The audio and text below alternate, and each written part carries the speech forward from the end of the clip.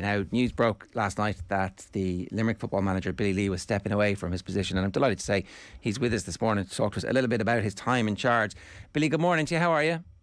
Good morning, lads. How are you? You're back to civilian life. How's that feeling for you this morning, waking up without the responsibility of being the Limerick football manager? Yeah, sure. Look, it's strange.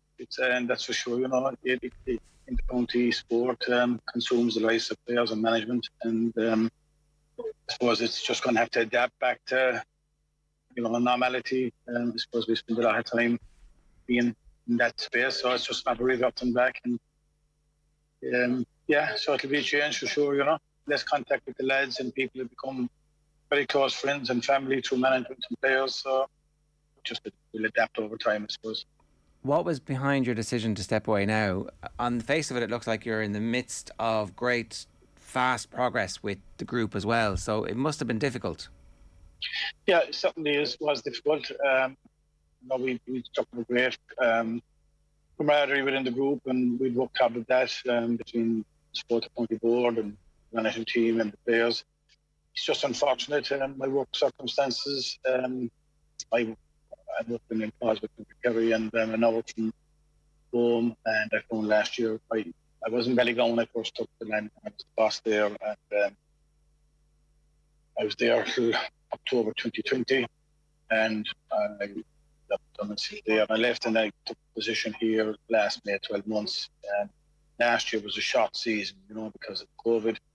But this year was quite challenging from time. I suppose many people would know, and I got a benchmark with a couple of managers that we're friendly with. We're all doing the ones of 40 hours a week in the county, a couple of job, even an hour each way. I just was afraid I wouldn't be able to give it the time and in preparation for Division 2. We're going to another standard, another level, and would have taken more effort from all of us, players, management, and support from the board. I was just afraid I wouldn't be able to give it the time required, and we've been speaking about it for the last number of weeks. In the midst of this, people who passed away, and that delayed. So the talk and the decisions of this for the last number of weeks just came to fruition. Yes. I like, it's such a huge amalgamation of different pressures. Like, real life essentially gets in the way, and as you say, there's like such great stuff to look forward to on a personal level. And I know you probably don't want to talk too publicly about this, but it must be disappointing in a way that, like, you've gotten to this point and it feels like there's a flowering happening, and it's a very honest appraisal of the pressures, because a lot of people would have gone, sure, look, I'll try and cut some corners to short circuit any of those issues. But it just sounds like your own honesty with the group won't allow you to do that. And again, that's something that a lot of people maybe wouldn't make that decision. So you obviously put the group at the centre of your decision making there. Yeah, look, I suppose we as a group in Limerick, going back for many years, my predecessor had a really difficult time, John, in trying to hold people down, and historically. So we worked hard in the groundwork and take over 17 and 18 to help lads understand to transition to club. Billy, we're just having a little bit of trouble listening, hearing the line there, so I think you might be having a little bit of trouble on your side as well. We might just try and give you a quick ring back to see if we can improve the quality of the line there. It's Billy Lee, the now ex-Limerick football manager, talking to us about the pressures of work and family life, just intervening. And it goes back to the bit that we were talking about at the start of the show, where it's essentially a full-time job. Yeah, regardless of what county you're involved in now, it seems to be like you've got to throw your entire lot in it, and trying to actually maintain a job and trying to maintain like career ambitions, I'd imagine, within your own job is something you almost need to forget about as an intercounty manager. Like you mentioned earlier on, like the old quote from Jack O'Connor saying that he, like, if he was still working, there's no chance he'd be able to do the job that he did with Kerry, and the fact that he's now retired has just allowed him to come back and do it. So things have changed quite a bit over the last few years, even between his couple of stints between Kerry, indeed. And it does feel like something special is happening in Limerick. I think so. Like, it definitely feels that they were going in the right direction this year, and obviously Billy Lee would have got a huge amount of credit for where they were going, especially given the base that they were coming off just 4 years ago. I know that 2018 was a particularly low point for that team. What's interesting is that 2018 was the year that the Limerick hurlers get over the line for the first time, and I'm sure those resources that certain resources that Limerick hurling are benefiting from, obviously the footballers, but as well like population being in a city, all that sort of stuff. So this year was a very, very successful year for them. Yeah, I think we've got Billy back on the phone there. Can you hear us a bit better this time, Billy? I can indeed, Les, yes. Yeah, that's much better. That's much better. Thanks very much for that. I was just saying that a lot of managers might have said, look, sure, I'm going to give it a rattle here to see exactly what happens and short circuit as many of the issues as I can. But it sounds like your own honesty to yourself and to the group wouldn't allow you to do that.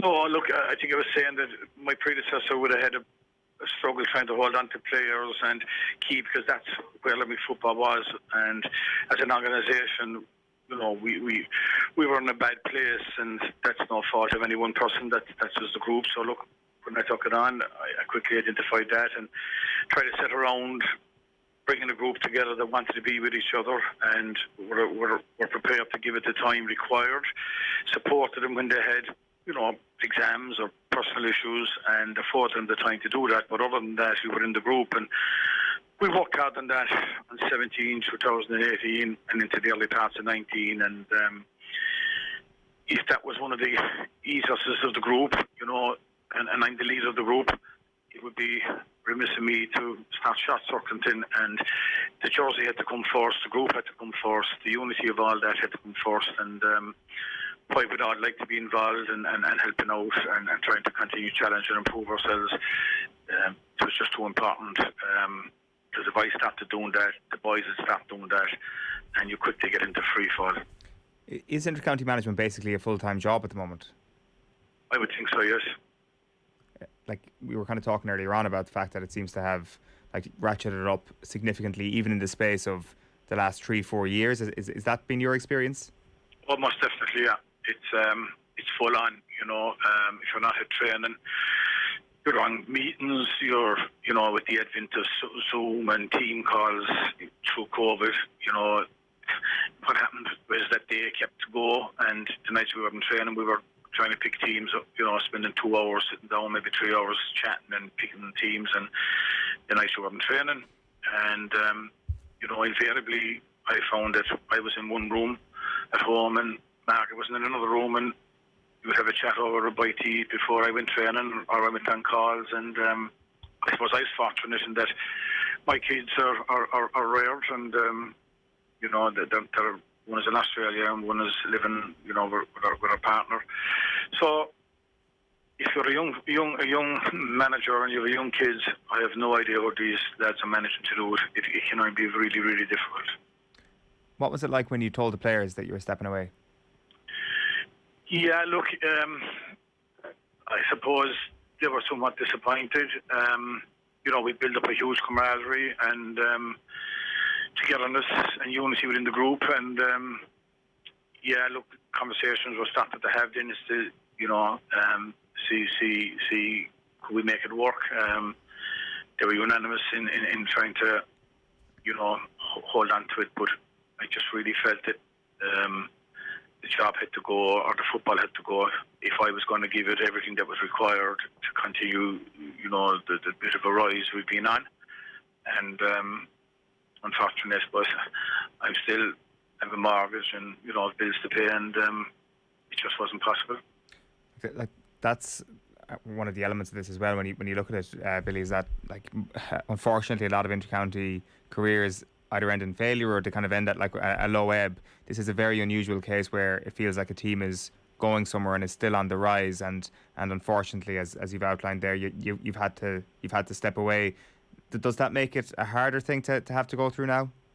I'm sure it does, you know. I mean, as I said, look, it's been a way of life for 6 years. My family were very invested in it, both my brothers and sisters and my immediate family, you know, and got a lot of pleasure out of it and made a lot of friends. And, you know, by the nature of intercounty, you know, you're not going to meet these people as regularly as you used to, and it feels like you've lost something. But look, life goes on, and we've all got to move on, and I've always said to the lads, look, that it can be the organisation that we are involved with, which is Limerick football, has to be bigger than any one person, whether it be players or county board officials or members of management or the manager itself, and that will be a testament to the strength of the group.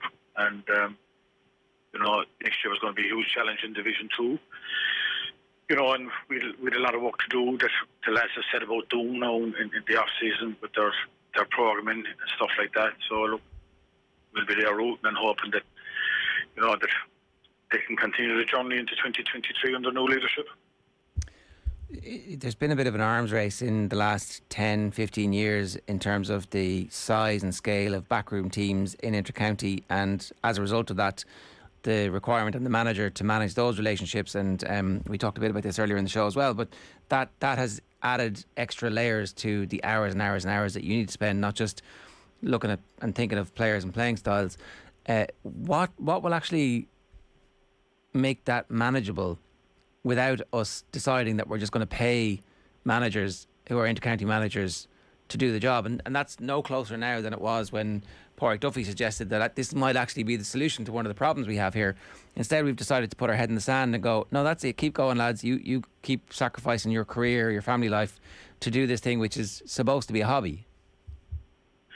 Yeah, it's a very interesting question, lads. I suppose I've been fortunate in that the first 1 or 2 years, we've gradually been rising, and look, for us, it was all about making sure that when we built one layer, before we went on, it sustained, it held before we moved on. And I think there was about 18 or 19 of us involved in the whole, between me and everybody involved. And I'd say when I started out, I'd say if I had 10, it was the height of it. So I suppose the demands that are required now, and the extra % or 2% that each management team are looking for or trying to build, requires a person, because the manager doesn't have the time. And I suppose I don't, other than a manager being full time at it, I don't know. It's very rare you see things regress within any setup or national league, for that matter. So it's only going to continue to evolve, and there'll be a percentage increase every year as the effort and the time people are putting into it. It's something like the manager has all these relationships, and as you rightly said there, it's not just all about the tactics and the players. Last year Brian stepped away from us, and we brought in Morris, and just to manage Morris's integration, coupled with an additional physio in and a nutritionist, and all that just takes time. That's unseen, and I suppose the general public wouldn't think about, because when the general public go watch a game, they're watching the team that's out the field, and that's 15 people, but there's probably another 35 sitting around the dugout or in the dressing room to manage as well. So it's quite challenging, but we mustn't forget we do it because we love it, and it's ingrained in us, and it's close to our hearts, and you just get on with it, and you accept all those that come with it. Yeah, it just sometimes it feels like it's actually asking too much. Like we again, to bring this around, we were talking about the social media abuse that you open yourself up to when you get involved in the intercounty setup, and maybe that's less in Division 2, Division 3. I'm not sure, but I'm sure if there is any of it, that it hurts just the same. It just feels like it's a bit imbalanced at the moment. The demands and the requirements are out of whack with we get on with it because we love it. Like for a volunteer, not that any abuse is okay, but for a volunteer to open themselves up to that, I don't know, it doesn't feel like this is sustainable. I suppose that's what I'm saying, and you're living proof of it. Just as things are turning around and you're getting the reward for the work that you've put in, you're being forced to step away because the job is becoming bigger by virtue of the fact that you've turned it into something that's successful. Yeah, look, I suppose, I was just doing a review of the different managers of football up and down, and a lot of the lads I know, they're retired, or they're probably working for themselves. So certainly if you're working for a company, you're not your own boss, so you don't own your own business, it certainly is more challenging. Look, I suppose if you become a manager of a business, or in a locality, your head is above the parapet anyway at that point. I suppose you're managing inter-county, you're just probably spread outside. You know, if you're down, probably Division 4 we started out, it's only the people within the county that are taking any note of it. Obviously, as you move up along the ranks, you know, it becomes a bit more provincial initially, and then maybe a small bit national, you know. You know, look, I didn't ever worry about being called out or you know, social medias. You know, you'd spot things. You know, you have to take it with a grain of salt. You don't probably go into managerial roles either in business or in sport unless you're thick-skinned or, you know, you have your own self-confidence or self-belief. You know, some people would be very confident in that space, and others would just be quietly confident. I'd probably fall into that space. But you know, if we're concerned about, you know, what people do, we'll never do anything. We don't always get it right. And you've got to put your hand up and recognise you don't always get it right. You know, but you have to manage it. And sometimes I found that through my interviews, it was important to share information with, you know, the supporters and the people who are interested in knowing, because sometimes it can stop rumour or innuendo taking place. So sometimes I found it important to share information, you know, that people, you know, why wouldn't you share with them? We're all representing the same team, so why wouldn't the supporters of Limerick not want to know, you know, certain items of what's going on or what the plan might be, whether it worked or didn't work? But, you know, sometimes it can alleviate any criticism or rumour or mill, you know. Yeah, can I ask, Billy, over the course of your tenure, have you seen a shift in attitude towards football in Limerick? Oh yeah, most definitely. You know, it became more. I suppose you know, people started to take up and notice. Invariably, look, the way it is in Limerick is, you know, hurling, rugby, and soccer will always be ahead of Gaelic football. But all we ever look to do is, you know, there's plenty of lads who are very keen to play football and very capable footballers, I might add, as well. And all we ever asked them to do was represent our people as best they could with their level of ability, and if they gave honesty to the jersey at all stages, and we demanded that. They're now starting to demand that of themselves. You know, you will get, you know, people will come and support you. You know, people didn't always turn up at matches, but the amount of support we got on the ground from people over the last number of years has been huge, and you know, rewarding in many senses. You know, to know that the fruits of our work, you know, was seen, and people took notice of it. So, you know, so yeah, it certainly would have been. The last 4 years have been particularly interesting, Billy, because people will remember the night of the Clare game in that year's championship where you were beaten well, and I think you'd said after the game that you'd considered actually pulling the team out of the championship and out of that game, I should say, because of you know, a lack of meals available for players, and there was a mess up when it came to the team submitted before the game. And I think you went into further detail around that season just about the amount of players that dropped off the panel the previous year, and I think 53 players, it was the number you said, that had turned down an invitation to join the team that year. So at that point, at that low ebb, did you think you would get to a point where 4 years later you'd be getting into the top two divisions and very much turning the ship around? Oh, absolutely not. You know, you would have been. If you thought that, you would be a millionaire because you would have won the last four or five times over. No, absolutely not. That night, you know, was a really, really difficult night. I was quite irate. I found it very difficult to go and talk to that individual who had been left out of the group that night. You know, so. You know, tempers were frayed that night.